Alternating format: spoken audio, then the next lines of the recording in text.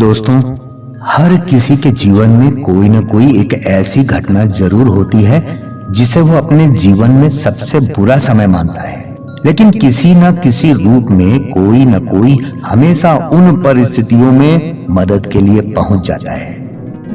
मैं आज आप लोगों के सामने एक ऐसी ही घटना का उल्लेख करने जा रहा हूं। ये घटना मेरी मौसी के बेटे, जिसका नाम अजय है, उसके साथ घटी थी। वो मेरे बड़े भाई हैं और ये घटना भी काफी पहले की है, जब वो करीब 8 साल के रहे होंगे। तब मौसी कानपुर मेडिकल कॉलेज के पास हैलेट में रहती थी। भैया के दादाजी काफी जाने माने इंसान थे। वहां की अच्छी खासी हस्तियों में उनका नाम था। आजाद मैगजीन कॉर्नर के नाम से उनकी किताबों की अच्छी खासी दुकान थी और न्यूज़पेपर के कानपुर में सबसे बड़े हॉकर थे। उनका नाम कुछ और ही था, मगर वहां सब उन्हें आजाद के नाम से जानते थे। आजाद के नाम से प्रसिद्ध वो व्यक्ति अपनेपन, उदारता और सौम्य व्यवहार की परिभाषा थे। मैं भी उन्हें दादाजी ही कहा करता था। वो मुझे भी उतना ही प्यार करते थे जितना कि अपने पोतों से करते थे। हैलेट में रहने के कारण वो लोग कानपुर मेडिकल कॉलेज के बहुत पास रहते थे। अजय भैया और उनके बड़े भाई अक्सर मेडिकल कॉलेज के पार्क और बगीचों में खेलने जाया करते थे।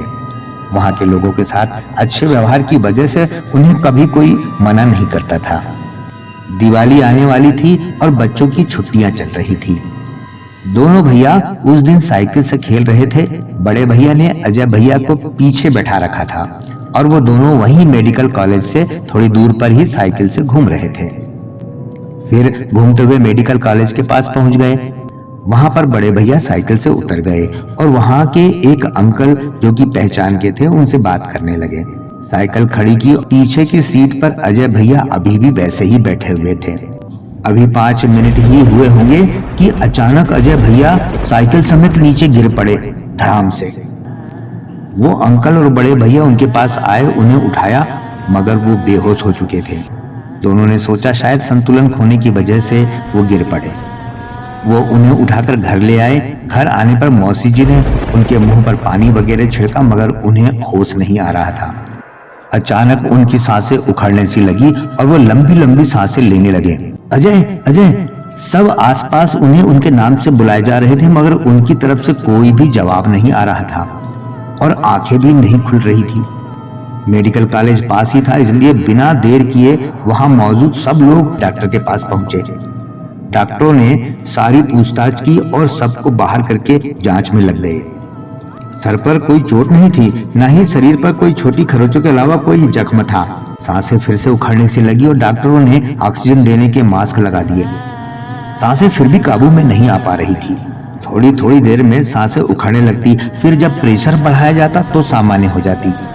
डॉक्टरों को बेहोशी की वजह का कोई पता नहीं चल पा रहा था, इसलिए उन्होंने इमरजेंसी एक्सरे करवाया। वो भी नॉर्मल था।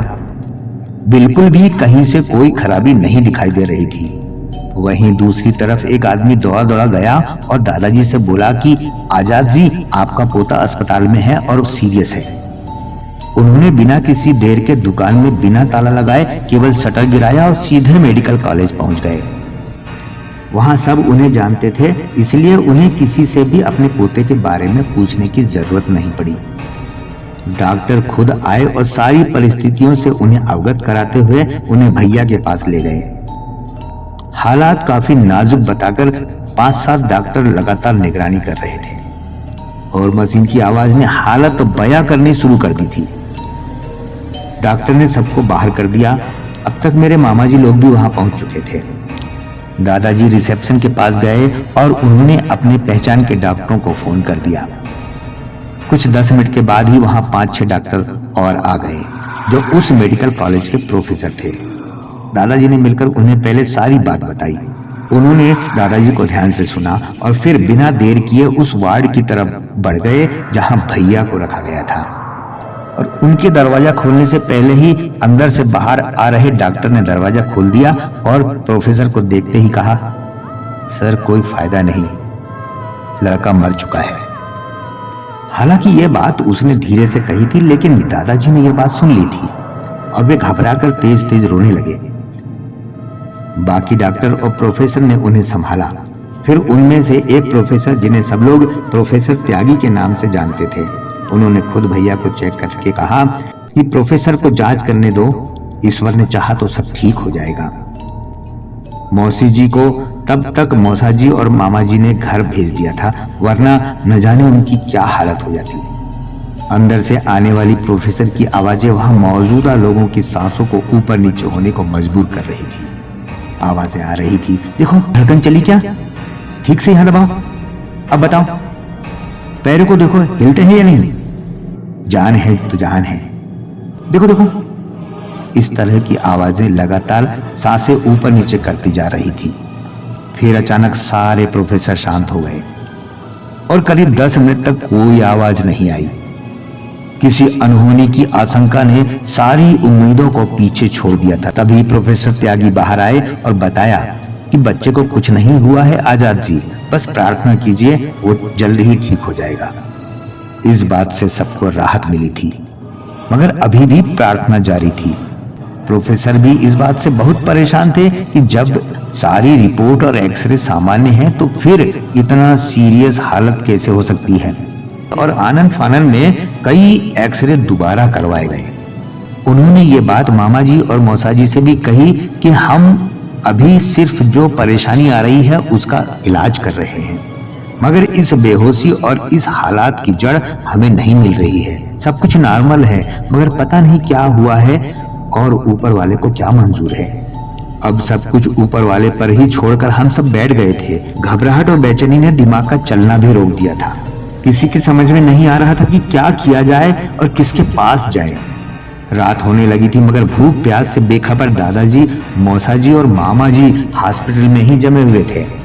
मोबाइल का तब जमाना नहीं था, इसलिए रिश्तेदारों में ये बात धीरे धीरे ही फैल रही थी। रात गहराती जा रही थी। घर से आया हुआ खाना जस का तस रखा हुआ था, मगर किसी का खाने में मन नहीं लग रहा था। फिर दादाजी को घर भेजकर मामा जी और मौसा जी ही केवल हॉस्पिटल में रुके हुए थे और आईसीयू में भर्ती भैया की समय समय पर खबर ले रहे थे। भैया की हालत वैसे ही बनी हुई थी, कोई होश नहीं था उन्हें। रात के करीब 1 बजे मामा जी सिगरेट पीने के लिए बाहर गए। वो सिगरेट पीते हुए टहल रहे थे और ये सोच रहे थे कि न जाने क्या होने वाला है और क्या हो सकता है। तभी पीछे से आवाज आई, काका भैया नमस्कार। मामा जी ने पीछे मुड़कर देखा और बिना मुस्कुराए जवाब दिया, अरे मन्नीलाल कैसे हो? हम तो ठीक हैं, आप बताइए इतनी रात को यहाँ कैसे? उन्होंने मामा जी से पूछा। मामा जी ने शुरू से आखिर तक सारी बात बताई। इतना कुछ हो गया यार, हमें बताया भी नहीं, हम तो यही हैं ड्यूटी पर, बस पीछे मोटा घर में। उन्होंने मामा जी की परेशानी को समझते हुए कहा, क्या बताएं भैया, सुबह से तो खाने पीने का भी होश नहीं है। घर पर दीदी भी बेहाल पड़ी हुई है, समझ में नहीं आ रहा है क्या हो रहा है और क्या होगा। मामा जी ने अपना हमदर्द समझकर अपना सारा दुख नम आंखों से उसके सामने रख दिया। भैया परेशान न हो, बस 3 घंटे और रुक जाओ, सवेरा होते ही हम अपना झोला ले आएंगे, फिर देखते हैं कहीं कोई और बात तो नहीं। उन्होंने मामा जी से कहा। मामा जी बोले, देखो भैया जैसा बन पड़ता है करो, बस ये ठीक हो जाए। मामा जी ने उनसे नाउम्मीदी से कहा। उसके बाद थोड़ा इधर उधर की बात की और वापस आकर मामा जी भी वहीं आईसीयू के बाहर बैठ गए। जस के तस रहकर किसी तरह से दोनों ने वहीं पर रात गुजार दी। रात भर भैया में कोई बदलाव न देखते हुए डॉक्टरों ने उन्हें आईसीयू से अलग कर वार्ड में स्थानांतरित कर दिया। सुबह दादाजी और मौसी जी भी आई और रोते बिलखते किसी तरह अपने बेटे को देखा, फिर मौसा जी के साथ घर चली गई। मामा जी ने दादाजी को मन्नीलाल के बारे में बताया और उनकी इजाजत मांगी। उन्होंने अपने बेटे के लिए जिस तंत्र मंत्र पर कभी भी विश्वास नहीं करते थे, उसे भी इजाजत दे दी। शायद कोई चमत्कार हो जाए, अजय ठीक हो जाए। मामा जी भी घर गए और जल्दी से जल्दी नहा धोकर वापस आ गए, क्योंकि उन्हें मन्नीलाल से जो मिलना था। खैर मन्नीलाल को आने में देर हुई। वो 6 बजे की बजाय 7:30 बजे आए, मगर उनके आने में देरी को लेकर किसी ने कोई आपत्ति नहीं जताई। मामा जी उनके इंतजार में थे और उनके आते ही सीधा उस वार्ड की तरफ बढ़ गए जहां भैया को डॉक्टर ने रखा था। मामा आराम से जाकर अंदर दादाजी से बात करने लगे। उनके बारे में बताया कि वो आ गए हैं। लेकिन ये क्या, वो दरवाजे के बाहर ही खड़े थे। मामा जी ने उन्हें अंदर आने का इशारा किया, मगर फिर भी वो वहीं खड़े रहे। अंदर आने की कोशिश करते और फिर से वहीं खड़े हो जाते। ये देखकर मामा जी को अजीब सा लगा। मामा जी ने जाकर उनसे पूछा, क्या हुआ भैया, अंदर क्यों नहीं आ रहे हो? उन्होंने कहा, काका भैया, हम बहुत कोशिश कर रहे हैं, लेकिन ये लड़का जिसकी चपेट में है वो इतनी प्रबल शक्ति है कि हम खुद को जिस विद्या से बांधे हैं उनके साथ हम कमरे में नहीं घुस पा रहे हैं। मामा जी इस बात से थोड़ा परेशान हुए और बोले, अब क्या करें भैया, थोड़ा समय दो, अभी बताते हैं क्या करना है और क्या होगा। उन्होंने खुद पर विश्वास रखते हुए मामा जी से कहा और वार्ड के दरवाजे पर ही बैठ गए। आने जाने वाले उन्हें देख रहे थे। फिर एक नर्स आई और उन्होंने उनके बाहर बैठने का कारण पूछा। उन्होंने बिना झिझक के जवाब दिया, अंदर आजाद साहब बैठे हैं ना, और हम नौकर आदमी उनके बराबर कैसे बैठे? मामा जी ने उनके पास जाकर पूछा, भैया क्या हुआ, कुछ हल नजर आया? भैया ये शक्ति बहुत विकट है, 12:30 बजे तक अगर ये लड़का बच गया तो फिर ये नहीं मरेगा अपने बुढ़ापे तक। अभी इस शक्ति से हम टक्कर नहीं ले सकते। अभी इसका वक्त चल रहा है जिसमें ये बहुत ज्यादा ताकतवर है। ये हमको अंदर नहीं घुसने दे रहा है ना, हम भी इसे बाहर नहीं निकलने देंगे। हम भी यहीं डेरा जमाए रहेंगे, देखते हैं कितनी देर खेल करता है। इतना कहकर वो फिर से अपने किसी मंत्र को शांति से पढ़ने लगे। समय 10 बज रहे थे। अब सबको इंतजार था कि सिर्फ 12:30 बजे तक के समय को कैसे काटना है। सब अपने अपने तरीके से भगवान से प्रार्थना कर रहे थे और मन्नी चाचा बाहर ऐसे ही बैठे थे। कभी अपने थैले से कुछ निकाल कर मंत्र पढ़ते तो कभी कोई वस्तु मंत्र पढ़कर वार्ड के अंदर फेंक देते। बेचैनी और बेबसी की वजह से वो 2.5 घंटे किसी 2.5 दशक के जैसे लग रहे थे। दादाजी को डॉक्टरों पर यकीन था, मगर मामा जी को मन्नी चाचा पर, क्योंकि मामा जी ये बात मान चुके थे कि जब डॉक्टर भी परेशान हो जाए और सारी रिपोर्ट भी नॉर्मल हो तो मंत्र तंत्र का सहारा भी बहुत बड़ा योगदान होता है। बाहर बैठे हुए मन्नी चाचा की बेचैनी देखी जा सकती थी। कोई भी ज्ञाता ये देखकर जान सकता था कि वहां बैठे आदमी की बेचैनी किसी आम इंसान की बेचैनी से अलग थी। ये बात वहां काम करने वाली एक दक्षिण भारतीय नर्स जान गई। वो वार्ड में जाते वक्त मन्नी चाचा से बोली, अंकल तुम यहाँ मंत्र तंत्र कर रहे हो ना? हमको ये सब पता है। उन्होंने कहा, बेटा अब जान गई हो तो यहाँ दोबारा मत आना, क्योंकि कुछ शक्तियां अनजान को तो माफ कर देती है, लेकिन जानकार के लिए खतरा बढ़ जाता है। मन्नी चाचा ने आराम से नर्स को समझाते हुए सच्चाई से अवगत कराया। वो नर्स ये बात सुनकर डर गई और दोबारा उस जगह पर दिखाई नहीं पड़ी। मामा जी और मन्नी चाचा पर मानसिक दबाव बढ़ता जा रहा था। एक चूक या लापरवाही अगर होती तो 2-2 जाने जाती, एक जो पहले से गिरफ्त में है और दूसरी जो उससे टक्कर ले रही थी। लेकिन अब जैसे जैसे उसका प्रबल समय खत्म होता जा रहा था, उस शक्ति ने अपना खेल दिखाना शुरू कर दिया था। भैया की सांसें ऊपर नीचे होने लगी, आंखें पलट गई। उनकी खुली आंखों में सिर्फ सफेदी नजर आ रही थी, आंखों की पुतली दिखाई नहीं दे रही थी। हाथ पैर झटके खाने लगे थे। डॉक्टर को बुलाया गया। जल्दी से जल्दी 3-4 डॉक्टर और प्रोफेसर अंदर गए और बाकी सबको बाहर कर दिया गया। डॉक्टर अपनी पूरी कोशिश में लगे हुए थे। उधर मन्नी चाचा ने भी कोई कसर नहीं छोड़ रखी थी। उनके मंत्रोच्चारण लगातार चल रहे थे। मौसी जी का रो रो कर बहुत बुरा हाल था। डॉक्टरों ने भैया के हाथ पैर पकड़े हुए थे। एक डॉक्टर उनके सीने लगातार दबा रहा था, अपना पूरा जोर लगाकर। तभी अचानक अंदर से भैया के चिल्लाने की आवाज आई, मम्मी मम्मी। यह सुनकर मौसी जी तुरंत वार्ड की तरफ दौड़ पड़ी। मन्नी चाचा ने मामा जी से कहकर उन्हें वहीं रुकवा दिया। समझाया, अगर ये अंदर चली गई तो ये लड़का तो बच जाएगा, मगर हम इनको नहीं बचा पाएंगे, क्योंकि अंदर से जो आवाजें आ रही है वो एक छलावा है, किसी और को अपना शिकार बनाने के लिए तुम्हारे परिवार से। तुम्हारा लड़का तो अभी भी बेहोश है। मन्नी चाचा के लिए ये परीक्षा की घड़ी थी। दूसरी तरफ डॉक्टरों को इस बात से थोड़ी सी आशा नजर आई। उन्हें लगा कि अगर ये लड़का घर वालों को बुला रहा है तो ठीक होने की कगार पर है। थोड़ी देर तक उनका ये सारा ट्रीटमेंट चलता रहा। उसके बाद भैया को ऑक्सीजन लगाकर बेहोशी में ही छोड़कर सारे डॉक्टर बाहर आ गए। दादाजी ने कहा कि अजय ने अपनी याददाश्त खोई नहीं है, इसका मतलब कि अब दोबारा होश आने पर शायद सब ठीक हो जाएगा। फिलहाल वो जितनी देर सोता है उसे सोने दें, बिल्कुल भी डिस्टर्ब ना होने दें। दादाजी ने डॉक्टर का धन्यवाद किया। समय 12:25 हुए थे।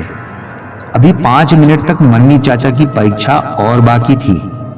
मन्नी चाचा ने किसी को भी 5 मिनट के लिए अंदर जाने से रोक दिया। अपने थैले से कुछ भस्म निकाली और अंदर वार्ड में फेंक दी। फिर न जाने वार्ड के अंदर वो किससे धीरे धीरे बात कर रहे थे, जैसे कि अंदर कोई खड़ा हो।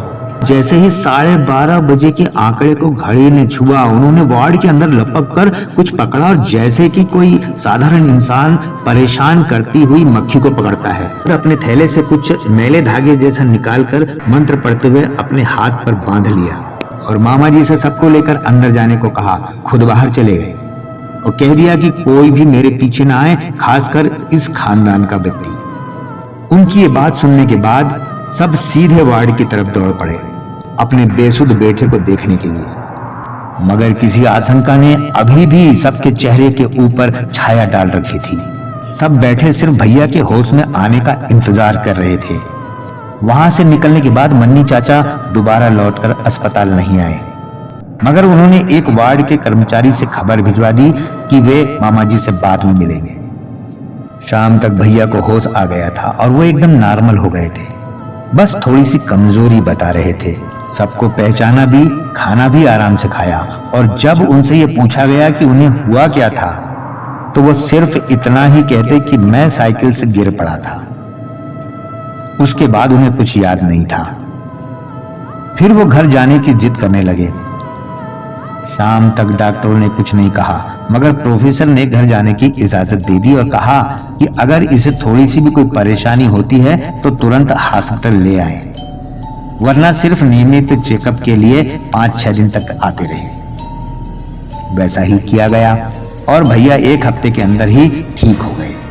उधर जब मामा जी मन्नी चाचा के पास पहुंचे तो उन्होंने सारी बातें मामा जी से बताई, जो इस प्रकार थी। मेडिकल के मैदान में एक बरगद का पेड़ है, यही कोई 250 साल पुराना होगा।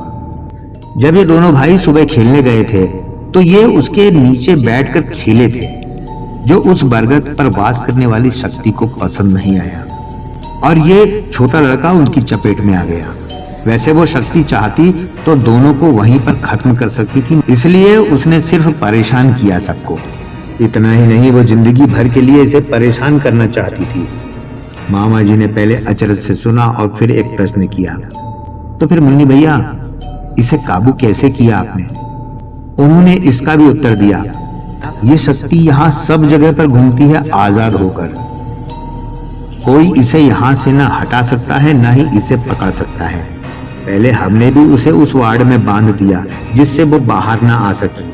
फिर हमने उसको ये धमकी दी कि अगर उसने इस बच्चे को नहीं छोड़ा तो फिर उसे इसी पेड़ पर बांध देंगे, हमेशा रहना पड़ेगा उसे कैदी की तरह। इसलिए उसने अपनी आजादी के लिए अजय को छोड़ दिया। मामा जी ने अगला सवाल उनसे किया, भैया वो आखिर शक्ति कौन सी थी? इस सवाल पर मन्नी चाचा मौन हो गए। मामा जी द्वारा बार बार प्रश्न करने पर सिर्फ उन्होंने इतना ही कहा, आम इंसान के लिए इसका नाम लेना ठीक नहीं है। उसने मुझसे वचन लिया है कि मैं उसका अस्तित्व किसी को न बताऊं, मगर सिर्फ इतना जान लो कि वो शक्ति परम के आसपास की है। यह सुनकर मामा जी का गला सुर्ख हो गया और उन्होंने आगे कोई प्रश्न नहीं किया। बस थोड़ी देर वहां रुके और वापस घर चले आए। मुझे ये घटना मामा जी ने ही बताई थी। मैंने मन्नी चाचा की क्रियाओं के बारे में पूछा तो उन्होंने कहा, मन्नी चाचा ने कभी किसी के साथ अपने राज नहीं बांटे, इसलिए ये बताना मुश्किल है।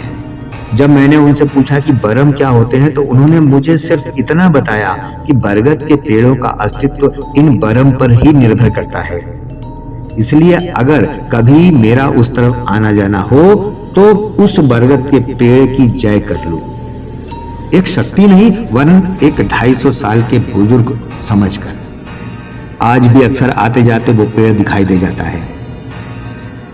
वहां मैं जय हो के सिवा और कोई नाम नहीं लेता। मेरे मन में और कोई शब्द नहीं आता, बस जय हो कहकर मैं आगे बढ़ जाता हूं। दोस्तों, कहा जाता है कि मानवीय चेतना प्रत्येक परिस्थितियों एवं घटनाओं से जूझने में समर्थ है, किंतु यह बात प्रत्यक्ष दिखाई देने वाली घटनाओं के संबंध में ही लागू होती है। कुछ घटनाएं ऐसी होती हैं जिनके विषय में कुछ भी जानकारी नहीं होती अथवा कुछ परिस्थितियां ही ऐसी आ खड़ी होती है जिसमें जीवन सुरक्षा असंभव जान पड़ती है। दिखाया जाता है कि इन असहाय परिस्थितियों में अदृश्य शक्ति किसी न किसी रूप में सहयोग करती है और संकटग्रस्त को उबारती है।